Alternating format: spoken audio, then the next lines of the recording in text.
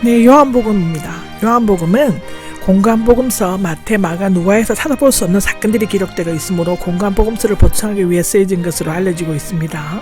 본서는 각 복음서와 왕, 종, 인자 등을 강조했듯이 하나님의 아들 또는 하나님으로서의 속성을 강조하고 있습니다.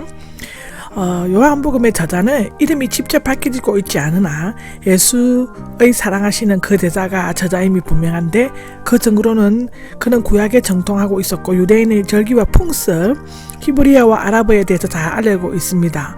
팔레스타인의 지형에 대해서 상세히 알고 있다는 점이 있고, 그는 모든 사건의 목적자임을 증명하였고요, 베드로와 친한 동료였다고 합니다.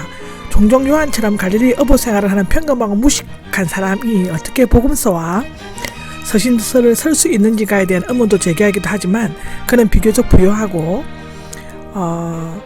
대제사장과 친분이 있는 것으로 고려한다고 마가복음 1장 20절, 요한복음 18장 15절에는 기록되어 있습니다. 또 상당한 교육을 받았으며 또한 성령의 역사로 말미암아 능히 책을 쓸 수 있을 것입니다. 그는 세베대와 살로메의 아들이며 사도 야고보의 동생이었다고 합니다.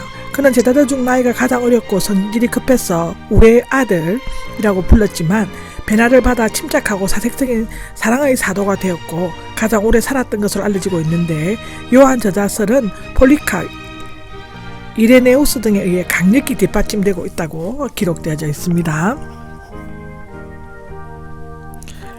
기록 연대와 장소는 전통적으로는 공간복음서가 완성된 AD 95년, 요한이 밤모섬으로 유배되기 전 AD 85년에서 90년 사이에 기록된 것으로 추정하고 있습니다. 최근에 기록적 이론 시기에 AD 50년이 기록되었다는 주장이 제기되고 있기도 합니다. 예를 들면 베데스다라는 못이 있는데 현재형으로 되어 있는 것이 예루살렘 멸망 전에 기록된 것임으로 암시하고 있다고 하고요. 요한은 과거 사건을 종종 현재형으로 사용하기도 했습니다. 아마도 본서는 요한이 밤모섬에 유배되기 전에 에베소에서 기록된 것 같다고 전하여집니다. 수신자와 기록 목적에 대해서 얘기하는데요. 직접적인 수신인은 요한이 사역했던 에베소 교회를 중심으로 한 소아시아에 있는 여러 교회들과 성도들이었을 것입니다. 본서가 기록된 당시 헬라 철학의 영향을 받아 예수님의 신성과 성육신을 부인했던 영주주의자가 성행하고 있었다고 하는데, 본서는 예수님이 애초부터 하나님과 함께 계셨던 동생자이시며 성육신하신 인격적인 하나님의 말씀임을 입증함과 동시에 이를 믿는 자는 영생을 얻는다는 사실을 알려주기 위해서 기록되어져 있습니다. 특징을 보면 첫 번째는 본서에는 믿음이란 말이 많이 나오고 있는데요. 특히 현재형으로 사용되는 것이 생기있고 행동적인 믿음을 나타내기 위함입니다. 여기에서 그리스도는 믿어야 할 분으로, 요한 1세에는 사랑해야 할 분으로, 그리고 요한계시록에는 기다려야 할 분으로 배치되고 있는데, 즉 믿음과 사랑과 소망이 체계적으로 배치되고 있습니다. 두 번째의 특징은 요한복음은 공간복음서와 여러가지 면에서 차이가 있습니다. 마지막 주간을 제외하고 공간복음서는 주로 갈릴리 사역을 다루고 있지만, 요한복음은 유대지방의 사역이 강조되고 있죠. 그리고 공간복음서는 비유를 많이 들고 있고 하나님 나라에 중점을 두지만, 요한복음은 강론 형식이 많이 나와 있고 특별히 영생이라는 주제에 집중하고 있습니다. 세 번째로는 문체가 단순하고 간결명료하여 나는 뭐뭐뭐시다 라는 독특한 표현을 사용하고 있습니다. 네 번째로는 강해와 대화, 설교, 해설 등 강해적인 요소가 많이 나오고 있으며, 현재와 미래의 긴장 대신에 위와 아래, 하늘과 땅, 하나님의 영역과 세상의 영역 사이의 긴장 관계를 다루고 있습니다. 다음으로는 신성과 인성을 지닌 예수님을 강조하고 있죠. 예수님께서는 친히 자신을 생명의 떡, 세상의 문, 부활이요 생명, 참 포도라고 말씀하심으로써 하나님이시며 구세주이심을 드러내셨습니다. 한편으로는 완전한 인성을 지니신 분으로 피곤함, 목마름, 슬픔과 갈등, 번민과 죽음 등으로 느끼셨음을 나타내고 있는데요. 또 여섯 번째로는 성령에 대해서 강조하고 있습니다. 예수님은 성령으로 잉태하셨고 성령이 임하심으로 공생애를 시작하셨습니다.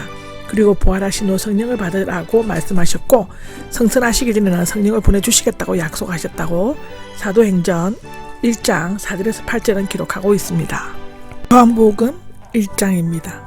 요한복음 1장은 크게 세 가지 내용으로 나눌 수 있습니다. 첫째는 예수님은 하나님의 아들이심이 증거하는 것이고, 그것은 1장에서 12장입니다.